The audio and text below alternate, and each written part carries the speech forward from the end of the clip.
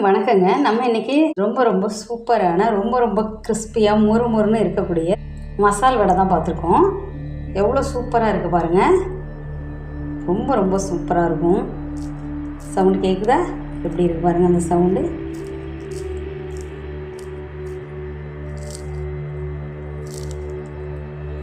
அவ்வளோ சூப்பராக முறுமுறுன்னு இருக்கும். ரொம்ப டேஸ்ட்டாக இருக்கும். வாங்க இது எப்படி செய்யறதுன்னு பார்க்கலாம். நம்ம வீடியோக்குள்ளே போகிறதுக்கு முன்னாடி சேனலை சப்ஸ்கிரைப் பண்ணிங்க, பெல் ஐக்கானையும் கிளிக் பண்ணி வச்சுங்க. நம்ம கடலைப்பருப்பு வடை செய்கிறதுக்கு ஒரு 1/4 கிலோ கடலைப்பருப்பு எடுத்து நல்லா தண்ணியில் 1 மணி நேரம் ஊற வச்சு எடுத்துருக்கோம். நல்லா ஊறிச்சு.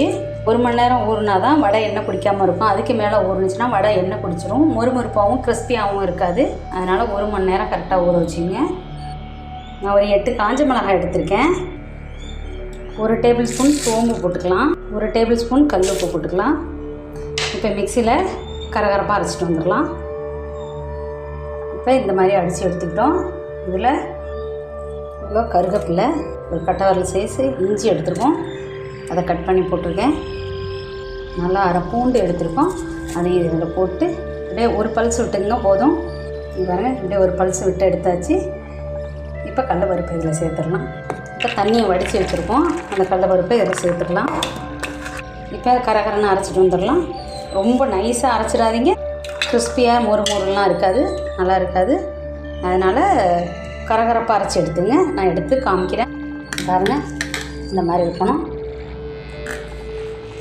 ஒவ்வொரு இடத்துல முழு கடலைப்பருப்பு கிடக்கணும்.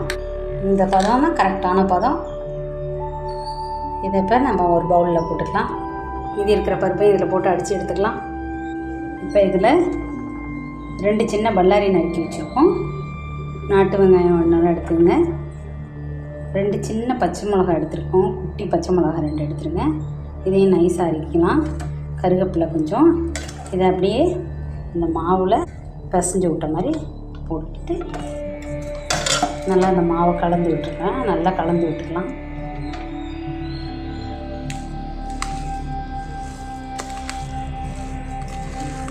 உப்பு தேவையான அளவு உப்பு எல்லாமே போட்டாச்சு. நல்லா கலந்துட்டு வடை தட்டிட வேண்டியதான். கடாயை அடுப்பில் வச்சுட்டு ஆயில் போட்டுக்கலாம். 1/4 லிட்டர் ஆயில் போட்டிருக்கேன். இது போதும். எண்ணெய் காஞ்சிருச்சு. இப்போ போட்டுடலாம். வடையை இந்த மாதிரி அழகாக அப்படி தட்டிக்கலாம். ஒரு இலை எடுத்துங்க. இந்த மாதிரி வடை தட்டிட்டு எண்ணெயில் சேர்த்துக்குங்க. இப்படி எடுத்தால் அழகாக வரும். இப்படி எடுத்து எண்ணெயில் சேர்த்துக்கலாம்.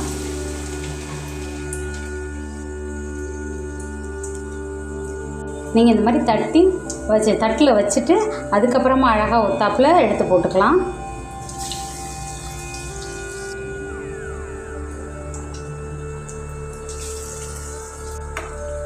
நல்லா மிதமான தீயில் வச்சு வேக விடுங்க. இல்லாட்டா நல்லா கலர் வந்துடும், உள்ளே வேகாது. எவ்வளோ சூப்பராக வந்துருக்கு பாருங்கள்.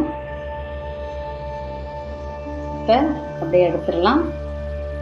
எடுத்த பிளேட்டில் வச்சிடலாம். எல்லாருமே ஒரே கலராக வரணும். எவ்வளோ சூப்பராக வந்துருப்பாங்க. எவ்வளோ கலர்ஃபுல்லாக ரொம்ப சூப்பராக வந்திருக்கு. நீங்களும் ட்ரை பண்ணி பார்த்துட்டு எப்படி இருந்ததுன்னு சொல்லுங்கள். சுட வடை தயாராகிடுச்சு. நீங்களும் ட்ரை பண்ணி பாருங்கள். எவ்வளோ சூப்பராக வந்திருக்கு பாருங்கள். ரொம்ப சூப்பராக வந்திருக்கு. உங்களுக்கு பிடிச்சிருந்துச்சுன்னா லைக் பண்ணுங்கள், ஷேர் பண்ணுங்கள், கமெண்ட் பண்ணுங்கள். நம்ம சேனலை சப்ஸ்கிரைப் பண்ணி வச்சுங்க. பெல் ஐக்கானையும் கிளிக் பண்ணி வச்சுங்க. அப்போ தான் நம்ம அடுத்தடுத்து போடுற வீடியோ உடனுக்குடனே அவங்கள வந்து சேரும். நம்ம வியூவர்ஸ் அனைவருக்கும் ரொம்ப நன்றி. நம்ம சப்ஸ்கிரைபர் அனைவருக்கும் ரொம்ப நன்றி.